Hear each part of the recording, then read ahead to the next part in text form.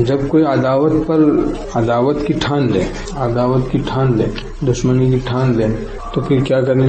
جب کوئی ہم لوگوں سے عداوت کی ٹھان لے دشمنی کی ٹھان لے تو پھر ہم کیا کریں؟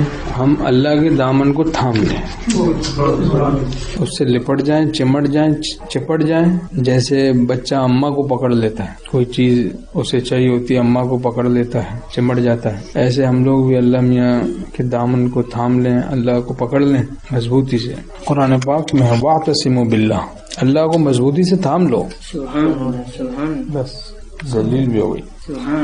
حکیم الامت مولانا اشرف علی صاحب تھانوی رحمۃ اللہ علیہ نے فرمایا کہ ایک اللہ کے ساتھ تعلق کو صحیح رکھو اور پھر کسی کی پرواہ نہ کرو۔ فرمایا کہ قوت کی اصل روح تعلق مع اللہ ہے۔ قوت تو کہتے ہیں، قوت کو جمع کرنا چاہیے بھائی، قوت کی اصل روح تعلق مع اللہ ہے۔ صحابہ رضی اللہ عنہم کے پاس یہی تعلق مع اللہ تھا، یہی قوت تھی ان کے پاس، اللہ کے ساتھ صحیح اور قوی تعلق۔ تو قوت کی اصل روح تعلق مع اللہ ہے۔ فرمایا کہ مخالفین کے اعتراضات کے دفعیہ میں بھی کوشش نہ کریں، یہ بھی ایک مشغلہ ہے، اپنا کام خلوص سے کیے جائیں، سب شور و غل آپ ہی دب جائیں گے۔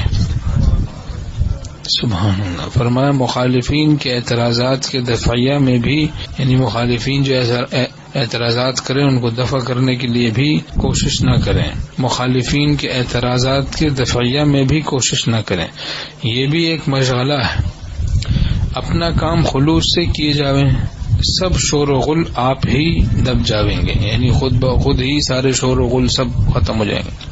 سبحان اللہ۔ فرمایا جب تک آدمی دین کا پابند نہیں اس کی کسی بات کا اعتبار نہیں، کیونکہ اس کا کوئی کام حدود کے اندر تو ہوگا نہیں، اگر دوستی ہوگی وہ حدود سے باہر، دشمنی ہوگی وہ حدود کے باہر، جب حدود ہی نہیں تو ایسا شخص ظاہر ہے کہ سخت خطرناک ہوگا۔ جو دل سے غیر مخلص ہو، وفاداری سے عاری ہو، بہت محتاط رہنا چاہیے پھر ایسے خادم سے۔